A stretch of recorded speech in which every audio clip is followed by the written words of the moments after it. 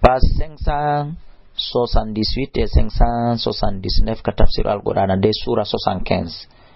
Kalla acce bal koni tuhibbuna al-ajila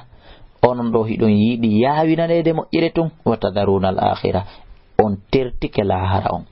Wujuhun gecago yawmadin nanjande nadiratun ataway ko de jalbude ila rabbi afade ko yo majje naziratun ataway hide ndara. Wa wujuhun gecago kadi yawmadin nanjande basiratun hare ko de nibbutude tazunnu hare hide felliti an yufalande huwete joni biha e majje faqiratun tampere. Kalla acce idha balagati taraqiya si wonki mayo won hewti kallo ko yere waqila wi'e jooɗiɓe ɓe hino ndara mo hino ayni mo waqila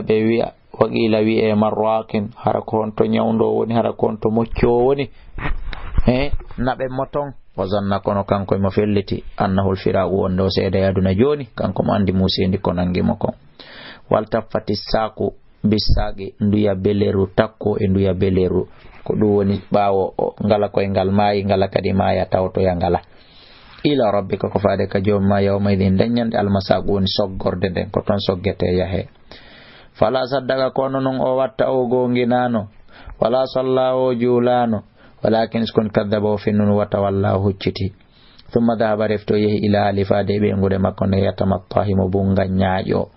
awla laka ko bone hanamma fa awla ko bone handuɗa thumma awla laka refti ko bone handuɗa fa awla ko bone handuɗa ayahsabul insanu e o neɗɗo sikku an yutraka suuɗa nde o accitirte ni namani alam yakku e o laatakino to fatan toɓɓere maniyu toɓɓere min manin immorde mani yumna mani yande thumma kana refte o laati alaga tan heɗɗire ƴiƴam fa halaga Allah tagi nden heɗɗere fa sawwa o fondindiri fa jala kanko Allah waɗi minhu immorde e makko kanko neɗɗon azzawjayni noneji ɗiɗi addakara gorel wal unsa e deyel ɗum ɗo fo Allah waɗi jon non alaysa dalika e Allah jo waddo dum do wonal be qadirin ko wawdo ala yuhyil mauta de wurnitirta maybe bala o woni kanko Allah.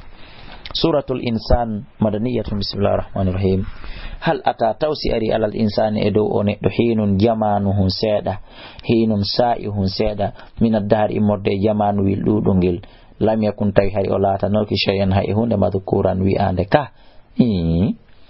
wano tanirawo ami Abdullahi kala fendo ɗo nini e nder o sa'i ɗo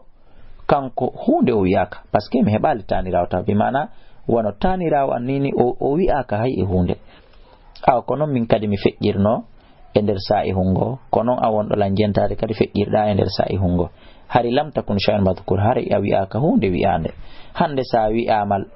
alpha ma wi'ama cerno ma wi'ama ustaz ma wi'ama general ma wi'ama docteur ma wi'ama president wadu hakkiltum hankin hari a wi'aka hunde jango kadi hari a wi'aka hunde inna min khalaqnal insana min tagine do min nutfatin immorde toɓɓere mani amshajin jillande yewtere buyno ka jillande don tafsir buyno don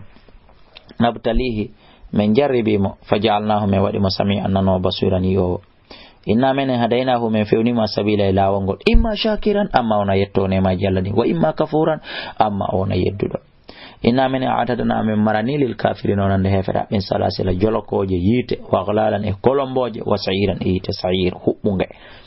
innal abrara anduno diggu ben yashrabuna beere min kasi immorde nyeddude beere kana latike misaju ha jilla majje on kafuran kaka cangol wietengol kafurun ko itta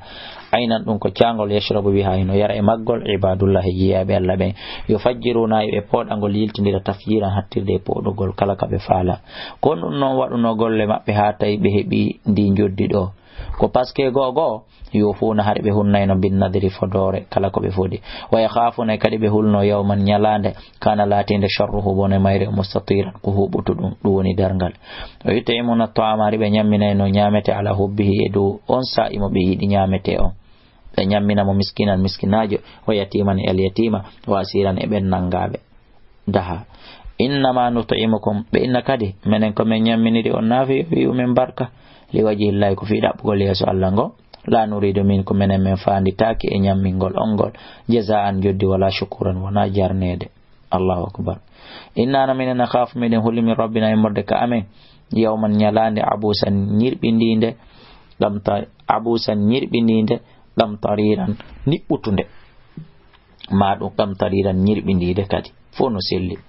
fawaqahumullahu Allah on dandi ɓe le sharra dhalika liyawmi bone nden ñalande walaqahum o dandi ɓe walaqahum o jaɓɓori ɓe nadratan jalbendi wa sururan e welo welo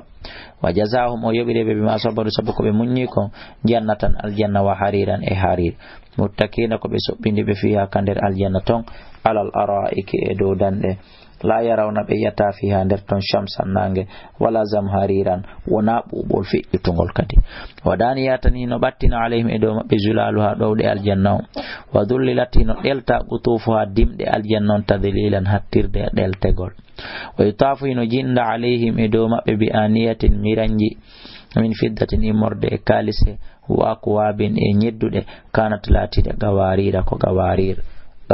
gawarira non ɗum ko hon ɗum ko jandi ka ko bafata min fiddatin ko immorde e kalise Allah dali gaddaruha ɓe eɓɓi ɗin tasiji tagadiran hattirde e eɓɓugol